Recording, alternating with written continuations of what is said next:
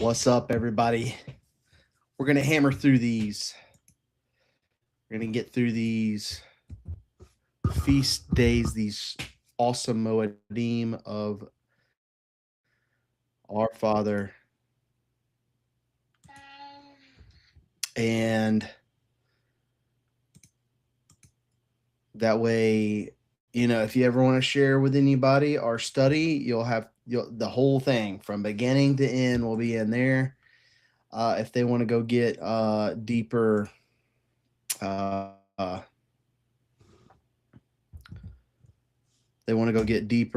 understanding, they can do the digging themselves. So this one's not going to be too long like the last episode with the Passover. These are just going to be short little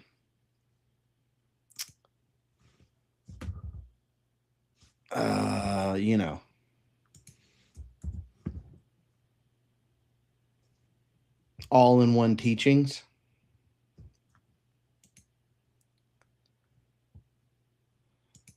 Give me 1 second here.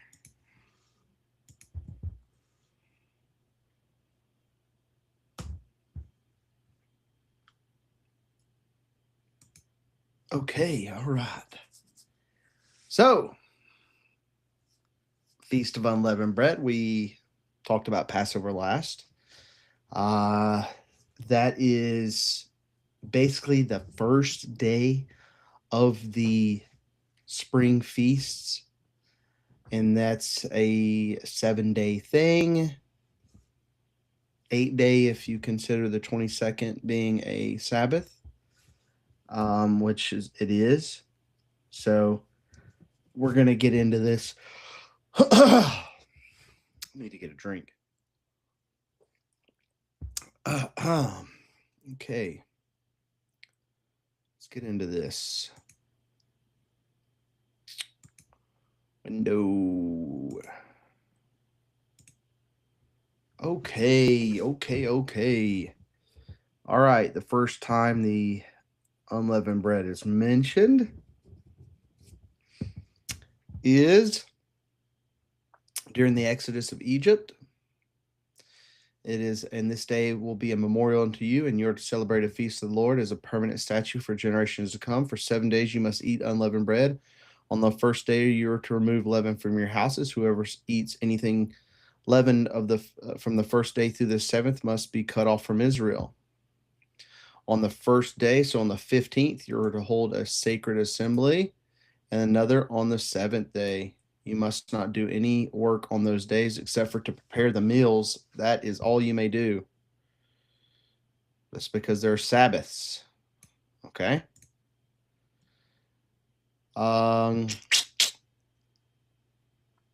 So you are to keep the Feast of Unleavened Bread, for on this day I brought you your divisions out of the land of Egypt. You must keep this day as a permanent statute for the generations to come. In the first month, you are to eat unleavened bread from the evening of the 14th day until the evening of the 21st day. So, from at the end of the 14th day, when the 15th day is beginning, because that is the Passover, is on the 14th, and the 15th is the first day of unleavened bread. And from the 21st day, at the evening of the 21st day, basically starts your 22nd day, which is your Sabbath.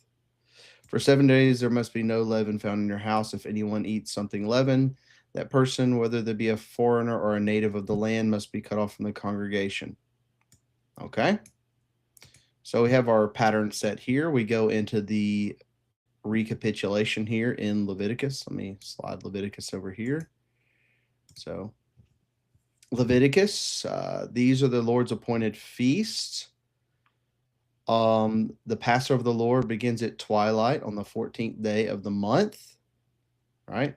So as the 14th day is beginning, and then on the 15th day of the same month begins the Feast of Unleavened Bread to the Lord. And then for 7 days you must eat the unleavened bread on the first day, because it's a Chag Shabbat, a festival Shabbat. You're not to do any regular work For 7 days you are to present food offering to the Lord, and on the seventh day there shall be a sacred assembly. You must not do any regular work, because 7 days after the 15th is the other Sabbath. All right, so there's our two witnesses for Feast of Unleavened Bread, but we're going to keep going deeper. We're going to break this down. I don't want you confused or thinking, golly, I don't understand the Feast of Unleavened Bread. Deuteronomy 16, we have you are to offer the Lord your God the Passover sacrifice from the herd of your flock in the place the Lord will choose as his dwelling for his name. You must not eat leavened bread with it. For 7 days you are to eat it with unleavened bread, the bread of affliction, because you left the land of Egypt in haste, so that you may remember the rest of your life and the day you left the land of Egypt. No leaven may be found in all of your land for 7 days. None of the meat you sacrifice in the evening from the first day shall remain till the morning. You are not to sacrifice the Passover animal in any of the towns that your Lord. You must only offer the Passover sacrifice at the place the Lord your God will choose as a dwelling for his name. So that in the wilderness was at the tabernacle, right? But this is all, Deuteronomy is all preparation for entering in the promised land. And it'll be with the tabernacle as it goes, and then it goes all the way to Jerusalem. Do this in the evening as the sun sets at the same time you departed Egypt. See, this is all what we were talking about last week. And you shall roast it and eat it in its place the Lord God will choose in the morning. For 6 days you must eat unleavened bread. On the seventh day you'll hold a solemn assembly. This is the whole thing. It's all there. It's all there. Acts 26, 20 verse 6, we see that the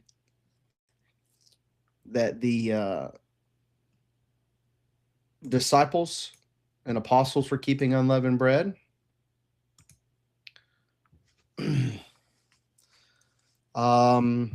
Paul instructs us to let us therefore celebrate the festival. So he's commanding us to celebrate the festival, not with the old leaven, but with the leaven of malice and evil, but with the unleavened bread of sincerity and truth. He's not instituting he's not giving the ordinances for a communion of Bacchus, the sun god. He's talking about the Passover and unleavened bread. Acts 12:3 says, when he saw that he met the approval among the Jews, he proceeded to seize Peter also. This happened during the festival of unleavened bread. So we see the disciples, we see the apostles, we see all these people doing the unleavened bread. We see that Jesus in John 6:51 says he is the living bread which came down from heaven. This is the bread of my flesh, which I give you for the life of the world. So, unleavened bread is symbolic of 4 things, really. You have the commemoration that they couldn't make leavened bread because they were fleeing Egypt. So there's the commemoration of that. Then there is the Yeshua aspect of it, that it is a foreshadowing of Yeshua because he is the bread of life. Then you have unleavened bread being the pure doctrine, right? It is pure doctrine that is not defiled with the leaven of man's teaching, basically. And then you have the aspect of leaven being sin, right? So if you're eating leavened bread, that would be, the leaven is sin, right? You're supposed to have this, you're supposed to be bread too, like Yeshua. You're supposed to be a copycat of him. You're supposed to be living as he lived. You're not supposed to have any leaven or sin in you. So this whole representation of unleavened or leaven is this thing of sin. That's why it talks about in the um, other verse over there. It talks about how no leaven is supposed to be found in your households. So, Feast of Unleavened Bread is like a big thing of all of those things. So it's a self-examination. It's the whole thing.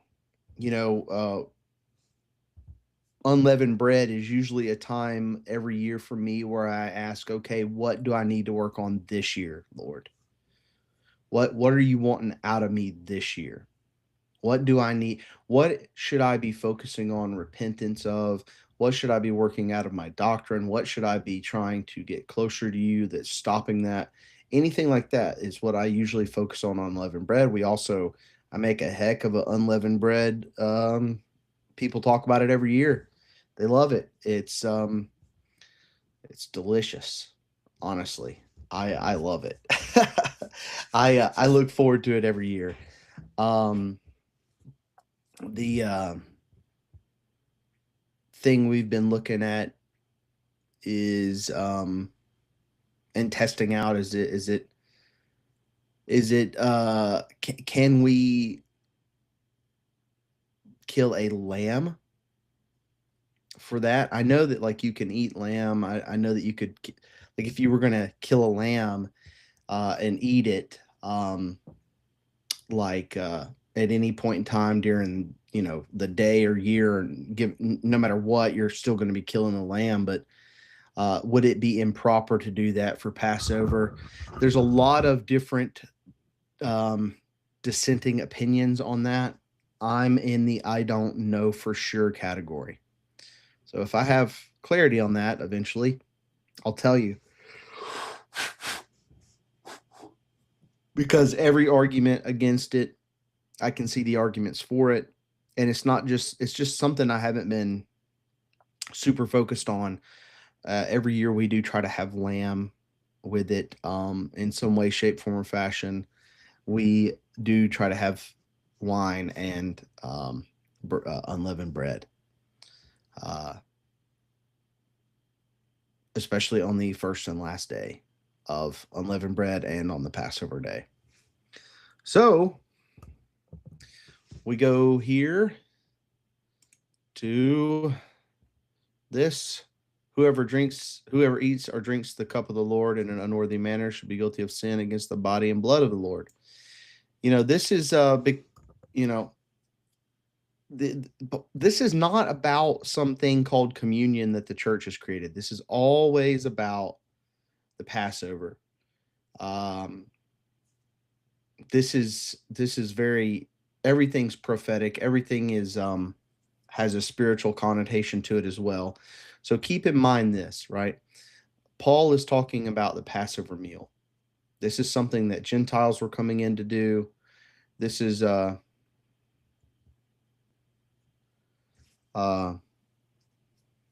this is something that I don't know what you're saying there, friend. Wednesday and Saturday does not exist on the Lord's calendar. So you can go back and check our other videos. Communion is not a thing. It's always about Passover and unleavened bread. So keep this in mind when you go through and you're reading. Let's see. We got one more verse here, Luke 22. Remember how I was talking about how the festival unleavened bread, which is also called Passover, it's because they colloquialized all of that together most of the time. In the Bible, sometimes it says the festival of unleavened bread, and it's talking about that whole week of events. And then sometimes it's in reference to the specific day, and then the specific day of that unleavened bread.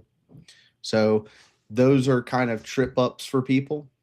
That can be confusing for some people. I'm not here to like harp on that whole thing. There are a lot of trip ups in all of this wordings, especially like in the King James. Those are,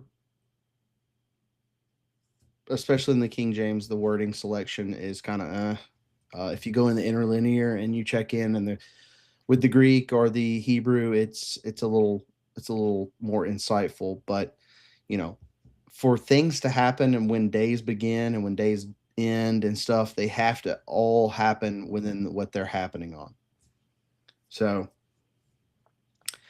the Exodus account and the Passover week, that or the Passion week, are the two best ways to break down these things. If you go event for event, and that's what we had to do because the wording is so weird on some of these. It's like either the translators didn't fully grasp certain things or they chose liberties, one of the two, which I'm probably picking the second one. They probably wanted it as hard for people to understand so that people wouldn't do it. um and that's part of the breakdown. Yeshua is crucified on Passover, the 14th. He's buried on before the 15th, which is the first day of unleavened bread, begins. And then he is resurrected on the 16th, which is the Feast of First Fruits. So we can see that him being in the grave for 3 days and 3 nights on a Roman calendar does not exist. We can also see that this is a mathematical thing of scientific fact that Jesus came into the Jerusalem as the Passover was beginning, has Passover dinner, then goes to the trial, then is crucified, then is buried before the Sabbath begins on the 15th. He rests the whole 15th and is resurrected on the 16th, which is the Feast of First Fruits, to be the first fruits of the resurrection. And we know that the 15th of every biblical month is the Sabbath. And that happened to be a Chag Shabbat, or a high Sabbath, because it was a Sabbath that was on during a feast. So that's all I got for the unleavened bread. We're going to do one more video on the Feast of First Fruits for the spring feast. Then we'll get into Shavuot. We'll get into Feast of Trumpets. We'll get into all the rest. I hope this has blessed you. I hope I'm trying to keep these shorter. If you want to go back and check everything we went through, you can. The main essence here is that this is all one big block of feast from Passover, Feast of Unleavened Bread beginning, Feast of First Fruits, all the way to the end of unleavened bread is like this big block at the beginning of the year. So this is just part of that festival week. So I hope you all have a blessed day. I hope this blesses you, and shalom.